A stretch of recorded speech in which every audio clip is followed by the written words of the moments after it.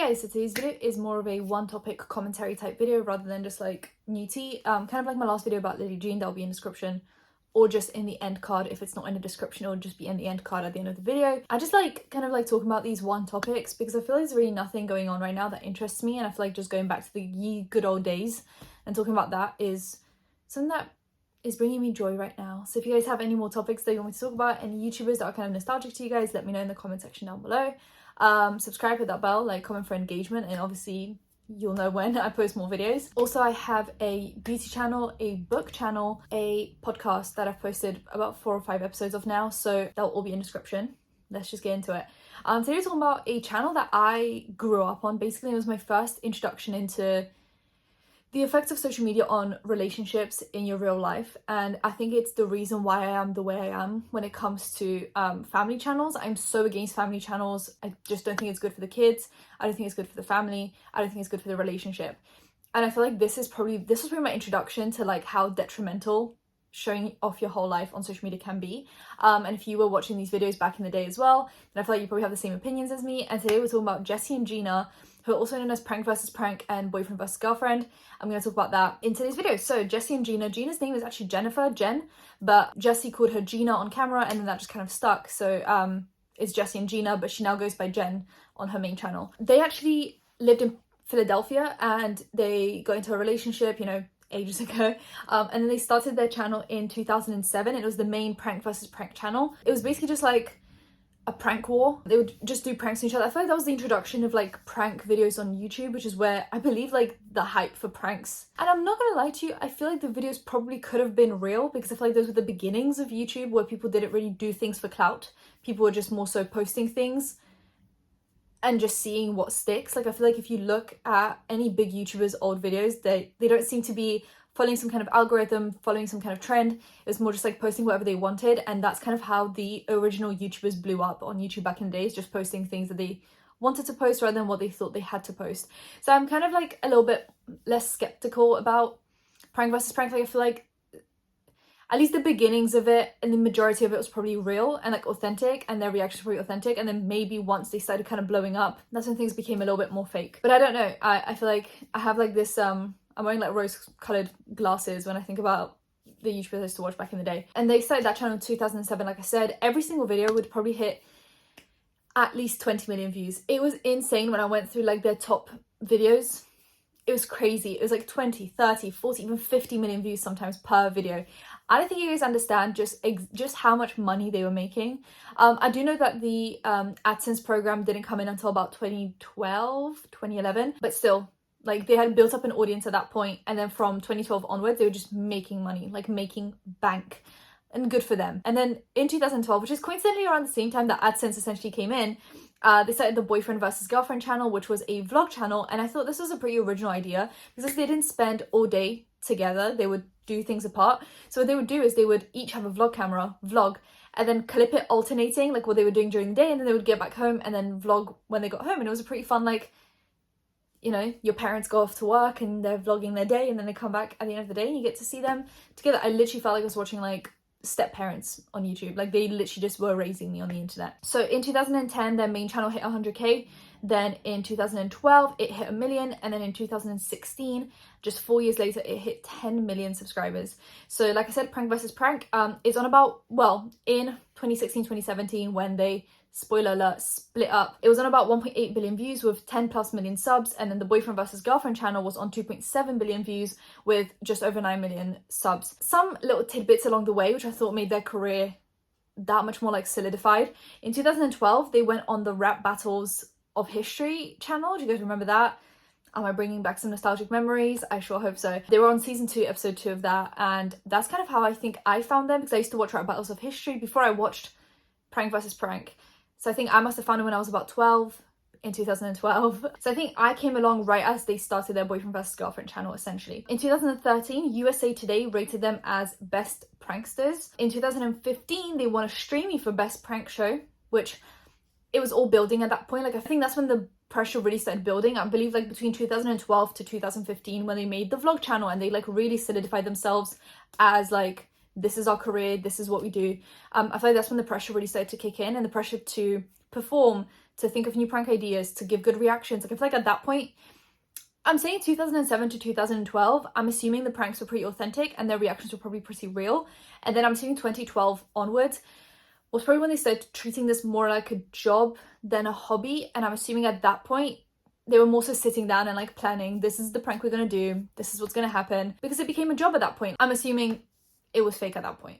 I hate ruining this for myself and for everyone else that watched their channel, but I'm assuming at that point it was probably quite fake. In 2016, that was like beginning of 2016, Jesse did a YouTube Red show called Prank Academy. And then in April 2016, they won a Shorty Award for Best YouTube Ensemble, which is the really painful one, because I feel like before, you know, they won Best Prank Show and Best Pranksters. It's kind of neutral in their relationship. Like, oh my God, you guys just do great pranks.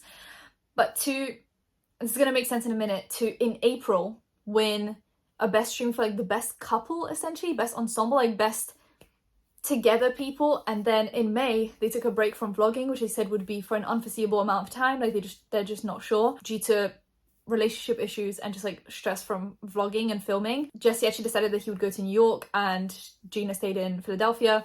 And then at the end of May 2016 they posted their infamous "we're splitting up" video, which was my heart. So I was 16 at that point. I've been watching them for about 4 to 5 years. I'm pretty sure the first time I found them was the Rap Battles of History, so it would have been 2012 to 2016. I was actively watching all of the videos, the pranks and the vlogs. I was super into it. I didn't miss a single vlog or a single prank. I was like there for it. So when they split up, I felt like I was actually just losing like step parents. I felt like they had just stopped raising me. They're just leaving me at this point, and I was devastated, and so was the rest of the internet. They had actually turned off the comments and the likes to dislikes on that video, and it was actually posted on the boyfriend versus girlfriend channel rather than the prank versus prank channel. And since then, Jesse decided he would take the prank versus prank channel, and Jeana decided she would take the boyfriend versus girlfriend channel. So now when you look them up, you can't find prank versus prank and boyfriend versus girlfriend. You can only really find Jesse and Jeana. Well, now she says Jen on it, so she goes by Jen now. They basically said that they're splitting up due to pressures of social media, that they had basically become colleagues more than a couple. Whenever they did something, they were wondering if they were doing it because they really wanted to do it for the other person, or if they were just doing it so they could have like a bit for the camera. So if he would like buy flowers or plan a date or plan like a movie night or something, he was like, am I doing this because I actually want to spend time with Jeana, or am I doing it because that's what I need to do to have a good bit in the vlog for people to go, oh, they're so cute. And it put unnecessary pressure on the relationship, and it made them feel like they were just colleagues rather than like actually in a relationship. They were really only doing things for the camera. Once again, the pressures of social media. And this is where I think I started to switch off from watching vlogs and like being so intervening in people's lives that I don't know. Like, if you're a stranger, why am I so invested? I used to watch all of the vlogs from literally everyone. I used to watch Zoe's, all of her vlogs, and then mainly her Vlogmas. That was the creme de la creme for me when it came to content. I watched Louise Pentland's vlogs. I watched literally all of their vlogs, and I was so invested in other people's lives that it became unhealthy. And I feel like when they split up, that's when, like, 2016 was around the time when I was like, maybe I'm too invested because this is really upsetting me, and like, they're strangers on the internet. Why am I this upset? And I feel like at that point I started to kind of distance myself away from vlogs, and that's when I kind of became more wary of family channels and filming kids. And because at this point, it's like, if these two adults said that they couldn't differentiate real life from vlog life, then how are these kids coping in these family channels? And what are these parents doing? Like, are they only doing nice things for the kids for the camera? Are they doing it because they actually want to do these things with the kids? Like, you know, they do like these fun activities. Would they be doing them if it wasn't for the vlogs?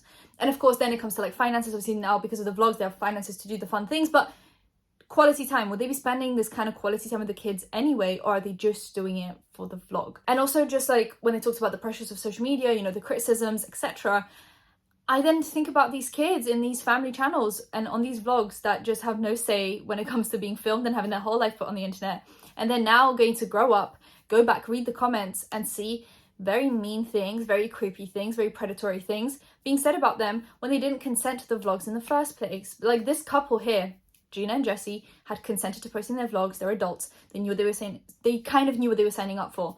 These kids don't. And that is where I think I became more wary of exploiting your whole life for the entertainment of other people and for money. I was a bit like, like, I'm sure you can just vlog some things. Like, for example, I think someone that did vlogging really well was Emma Chamberlain. She would literally vlog 10 minutes of her week and then post that. And that didn't exploit her life. She just showed the best bits that she wanted to show, or whatever she thought was appropriate at the time. But she didn't feel like she had to post a 30-minute vlog every day to show you guys all the crevices of her life.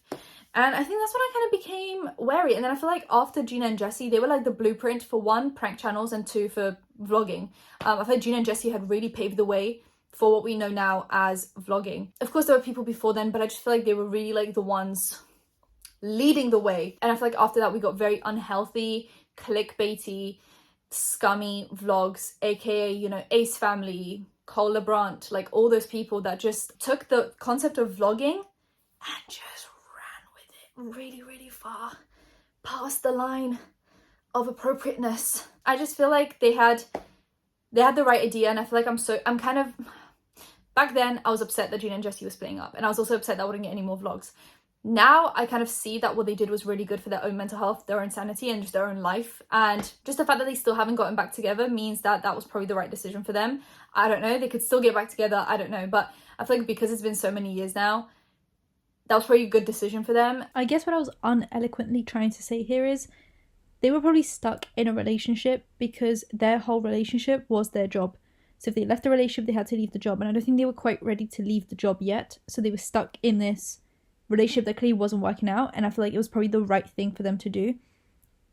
Because at that point, they'd already probably moved on from the relationship and then were literally just being forced into it because of the channel. That's what I was saying. So it was probably good for them to just leave. They probably left vlogging when vlogging became really toxic. Like, they left on the cusp of, like, now you're having to exploit your life and the clickbait titles and the whole thing. Like, I feel like they left at the perfect moment to, they already made the money, like, they're fine, and now they get to just live a normal life without all the toxicity and the scams and the whole thing, the whole charade. I literally just started editing and I forgot about like a huge bit that I had in my notes and somehow just skipped over. A few weeks after they were broken up, Jesse had actually started tweeting about having a long lost daughter who could be 16 at that point, 14. So everyone was shocked, but because they were a prank channel, everyone assumed that was a prank, but he had confirmed actually that it wasn't a prank and that he was like on his way to like try and figure something out. Turns out then he'd posted like a daughter update video where he talked about how she's probably 18 now. Her name's Lucia. She was adopted by a family in New York, and that it was with his ex-girlfriend when he was about 19, 20. And it was right before he went into the military, and that the chance of it being his child was about like a third, just because of, you know, how they had broken up, the circumstances of it all. And that's basically all we know, which I thought was like a very big point of like the fact that we just like had this dropped on us and then like nothing added in was crazy. I remember back then everyone was just like losing their minds. But anyway, I don't know how I forgot to mention that in the video, but here I am mentioning it for you guys. So Jesse, like I said, he moved out, but now he's been kind of moving around. He moved to random places, and I think he's back in New York now. And Jeana is basically just traveling. Like, she has shown a few like buying different houses and, you know, moving around, and she does a lot of traveling. But I feel like she's just living like a very, not private life because she still vlogs, but just like a very relaxed life. Like, she just seems to be really enjoying life right now. I don't know, obviously you can't see all of that through the camera. Like, I can't, she could be miserable, but I don't know. But she just seems really content with life right now because there's none of that pressure. Like, they used to get literally 20 million views per vlog. Now she gets like 50,000 views per vlog. It's like a small community that she now has. Small, 50k is like a stadium, but she has got like a more tight-knit, compared to 20 million, it's like a more tight-knit community that is just there for her. None of the toxicity. She doesn't have to clickbait, she doesn't have to do any of this. She can just be like, hey, I'm flying to X, Y, and Z, follow me around. And I feel like it's so much less pressure for her. She already made the money that she needed to make. Now she's just enjoying life, and I kind of am enjoying that for her. Jesse, on the other hand, went down like the other route of like almost like a midlife crisis. He had like multiple girlfriends, and he would introduce them to the internet and then break up, and then introduce another one to the internet and break up, and then he would, you know, do these thumbnails where they're posing in provocative ways to, I guess, for clickbait, so that people would click on the video, you know. And if that's what the girls are comfortable with, that's perfectly fine. But a lot of people in the comments felt like he was just using these girls in a way to be like, hey, look at me, I'm, you know, I can still get girls and they're Instagram models, and almost, you know, like a bit of a midlife crisis. He's posted a few vlogs here and there, but he's really not posting consistently. And all the girlfriends that he has had, obviously a lot of people just didn't want him to stay with them. They wanted him to get back with Jeana, which there's another added pressure of like, let the man move on. Like, I feel like even if he is using these girls as some kind of like, you know, way to make himself feel better and whatever, like that is his choice as an adult man. And I feel like a lot of people are really upset that he is moving on, even though it's been what, 6 years since they broke up. People are very upset. If you go on any of the comments of the videos where he's introducing a new girlfriend, people are just like, this isn't Jeana, it's not the same, it's just not the same. And the added pressure is there was like this ongoing thing during their relationship about him proposing to her, because they had been together for like 8 years and he just never proposed to her in that, you know, time, and people were just waiting and waiting and waiting and waiting. And maybe it was a sign of just like the relationship wasn't working out, or maybe his lack of like commitment skills, or her, like, you know, whatever it was. Like there was quite clearly issues going on, and now people are, you know, making jokes about, oh, the next girlfriend has to wait another 8 years. And yeah, people are just very upset about him moving on, which, like, look, I get it. It's like watching your dad move on with someone else, but he is a grown man and he's allowed to move on. But he's basically just like not posting very often right now. He gets pretty good views when he does post, that some of them hitting, you know, 1 million views, but he doesn't post very often, which I'm assuming is because he's burnt out. They've been doing this for so many years that at this point, I think if you post a video and he gets a bit of criticism or whatever, he just feels a bit burnt out with the whole thing, which I completely understand. Like since their breakup in 2016, they have filmed a few videos together, one of them being just like the ex-girlfriend tag, one of them being reacting to montages of them when they were like in love, which I don't know why you would do that to yourself. That sounds a bit like just like self-destruction. And to be fair, he seemed a lot more upset about watching the montages than Jeana was, and I feel like Jeana's maybe just like moving on in a healthy way. She seemed to have just done that thing where she breaks up from a relationship and she just takes that time to like better herself and travel and stay private, whereas he went into like rebounds and moving on with other girls, which maybe had led to him not fully being over it emotionally. And that kind of heavily showed in a video that they filmed together when they were reacting to the montages. He was very upset from the get-go, where she was a little bit more contained. I don't know, it seems to be like a nice psychology situation going on there, where you can kind of dissect how both of them have dealt with the breakup and then how they ended up years later. But I don't know what place they are in mentally right now. That's not for me to judge, but I don't know, it's quite an interesting observation. But yeah, I feel like this breakup really just destroyed the internet. I feel like everyone was just literally crying on the day, like mourning this relationship. And yeah, that was kind of my little deep dive into prank versus prank and boyfriend versus girlfriend. If you guys watch the channel, let me know. If you remember them breaking up, let me know, because I vividly remember them breaking up. And if you have any other like old nostalgic YouTubers that you want me to talk about, let me know. Subscribe to the bell, like, comment for engagement. I'll see you in my next one. Bye guys.